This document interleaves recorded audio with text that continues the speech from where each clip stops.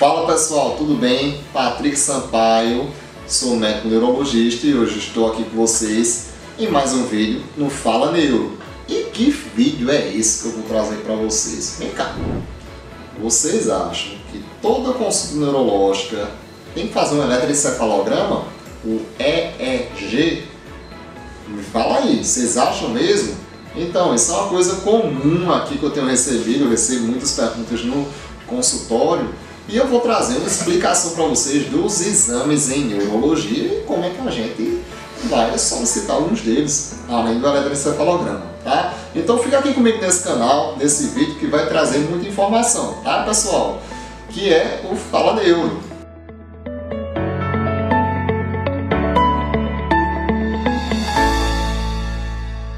Então pessoal, será que toda consulta neurológica, independente da queixa, eu vou fazer um eletroencefalograma? Bom, isso é uma informação que eu vou trazer para vocês que, assim, dentro da minha pesquisa, eu sou jovem na neurologia, né?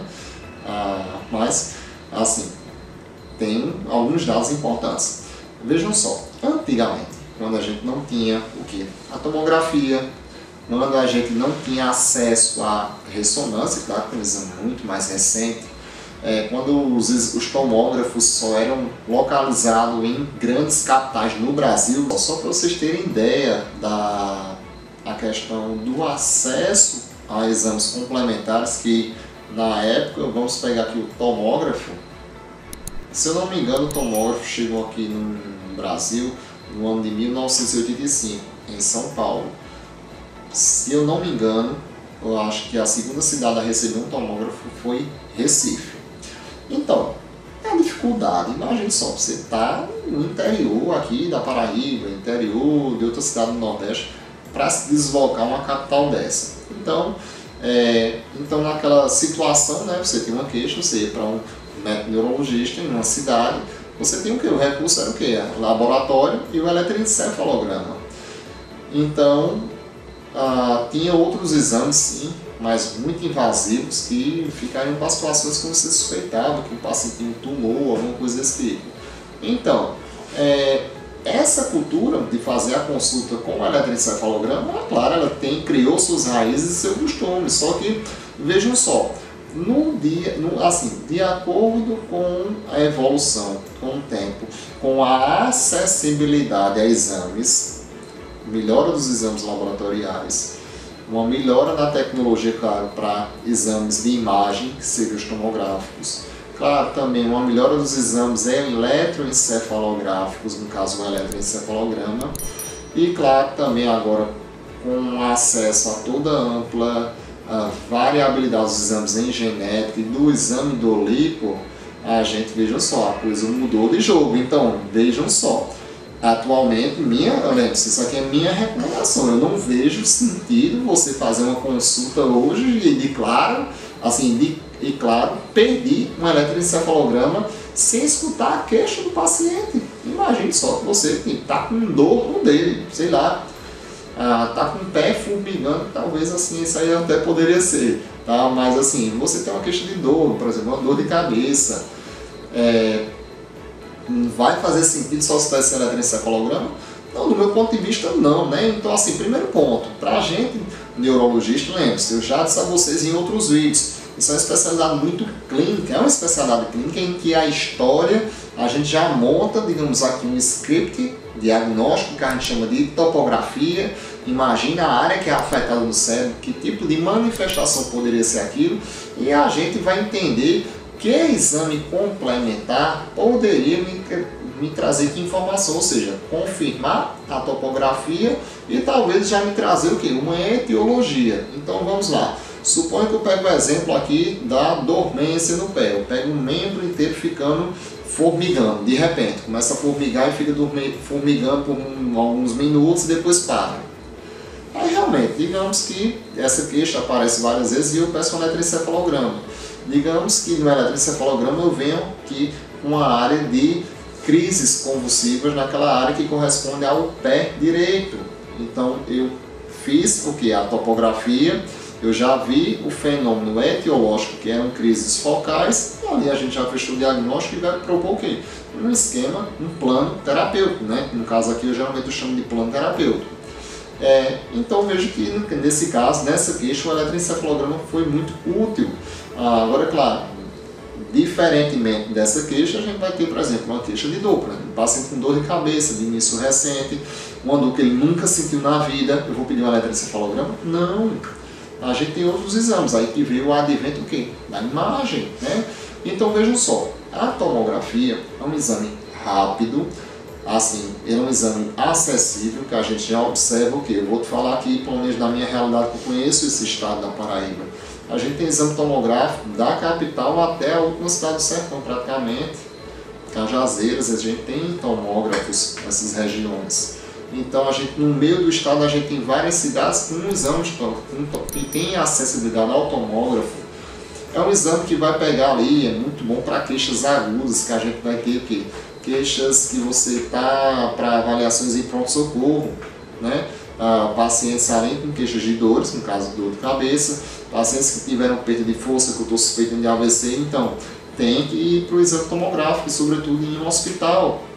Então, vocês vão entender que, no caso já um pouco diferente da tomografia, a gente tem a ressonância magnética, que é um exame muito mais refinado, que me traz mais elementos anatômicos, que me traz mais uma riqueza de detalhes. Então vejam só, a tomografia é bom, sim, mas ele já não traz tanta riqueza de detalhe.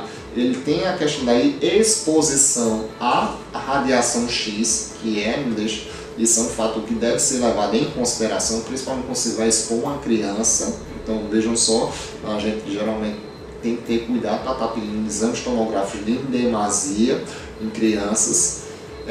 E a gente tem em contrapartida ali a ressonância, como eu falei, trazendo essa riqueza de detalhes, mas qual é a diferença? A ressonância é um exame que demora mais para ter a aquisição, ou seja, fazer o exame. E para vocês terem ideia, um crânio, ou seja, fazer a imagem do crânio, leva em torno de 20 minutos. Mas, claro, é um exame que precisa sim mais dedicação, mais tempo de equipe, o equipamento já é muito diferente, ele não se utiliza de radiação, é gerado um campo magnético para se gerar aquelas imagens. Mas aí vejam, eu que hoje atualmente faço neurologia no consultório, no sentido ambulatorial, a gente, claro, vai precisar de exames muito mais refinados, que tragam mais riqueza de detalhes, porque tirando aquela queixa que você vai ver no hospital, a gente precisa sim de exames com maior riqueza de detalhes, no caso a ressonância. Então vejam só, imagine que em um vídeo anterior que eu falei sobre epilepsia, o exame tomográfico é bom, mas para pacientes com epilepsia, o exame de eleição, vejam só, de eleição, além dessa investigação, é a ressonância. Mesmo que seja em crianças, porque se eu confirmei que tem epilepsia, eu preciso olhar essa anatomia, ver como é que é essa disposição ali do cérebro, se tem alguma coisa ali que me chama para eu definir o que? A etiologia daquela possível epilepsia. Então a ressonância é um exame, claro, hoje eu vou dizer para vocês, eu que faço consultório, seria um exame de eleição. Outro ponto importante, que eu estava falando para vocês, com o eletroencefalo. Então, o eletroencefalo, só para a gente fechar essa ideia aqui, é um exame que vai trazer investigação de crises convulsivas, estados que o paciente tem perda de consciência, quadros confusionais que eu vou desorientar, o paciente vai falar coisas sem nexo, enfim, pacientes muito confusos e, claro, no contexto das crises convulsivas e epilepsias, e também não só, para também afastar o diagnóstico de epilepsia de pacientes que têm transtornos de movimento, movimentos anormais ali que não podem ser o que? Fenômenos convulsivos ou epilépticos. É um exame muito importante nessa questão. Então, doutor Patrick, e o que é que sobra nessa questão toda? A gente tem os exames laboratoriais que também de muita importância. Isso aqui, é claro, a gente cabe perder a questão, se dedicar muito mais tempo aqui falando sobre um pouco de laboratório. Mas eu vou trazer só um panorama aqui para vocês. Os exames laboratoriais são de suma importância também, porque, vejam só, os outros órgãos, no caso, vamos começar aqui, nosso tireoide, nosso fígado, nosso rim, nosso trato digestivo, todos eles vão influenciar o funcionamento do cérebro. Então, se eu tiver disfunções ali, pode ser que a gente já vai achar algumas alterações que a gente vai ver no laboratório. Então, exames laboratoriais são muito requisitados, sim, por neurologistas, tá certo? Tudo vai depender da queixa. A gente também tem o exame muito importante, do qual eu falo com muita propriedade, que é o exame do líquor. Eu vou trazer depois aqui um vídeo especial só desse exame. E também temos, claro, que um exame de muito, digamos assim, de muito robustez tecnológica, que são os exames genéticos, né, que a gente tem hoje na neurologia. Além deles, que também é um exame muito solicitado na neurologia, é a eletroneuromiografia, que a gente vai o quê? Mensurar a atividade dos nervos periféricos, ou seja, eu vou estudar como é que anda essa anatomia do sistema nervoso periférico, que é músculos, nervos e toda aquela anatomia que não adianta eu falar dos detalhes aqui, porque senão vai ficar cansativo para vocês. Então, vocês estão entendendo aqui o que é que a gente tem acesso, assim, é como se eu tivesse aqui esse arsenal de exames e eu vou, baseado no quê? Na queixa, na história, refinei, fiz o exame físico, aí eu vou fazer um julgamento aqui do que eu preciso, certo? O que eu preciso. Existem outros exames assim? Sim, existem outros, né, pessoal? Estou aqui só trouxe panoramas de setores onde a gente tem exames que nós utilizamos de maneira diária no consultório neurológico. Acho muito importante esse tema, porque é um tema de muita dúvida. O pessoal liga aqui, ó. Eu quero saber quanto é a consulta com o eletro. Então, aqui, assim, e já deixo essa recomendação, que não existe esse tipo de prática, né? A gente entende o quê? Você primeiro tem uma queixa, você deve passar na consulta, e isso para qualquer especialidade, qualquer médico, mas na neurologia tem que passar na consulta para a gente entender a queixa, a natureza dela, para decidir se realmente precisa de exame e de que exames serão necessários nesse caso, né? Então, pessoal, deixo aqui esse vídeo com essas informações, com esse caráter claro, direto, e claro, se isso vai ajudar uma pessoa que está com dúvida a respeito de exames em neurologia, manda esse vídeo para essa pessoa, leva essa informação para ela e para outras pessoas. Você que ainda não é inscrito no canal, se inscreve, ativa o sininho, porque a gente está trazendo muito conteúdo interessante aqui para vocês sobre muitos temas relevantes dentro da neurologia e esse link com o nosso meio, né? O meio todo aqui, o meio ambiente, com as diversas situações que a gente tem aqui, tá certo?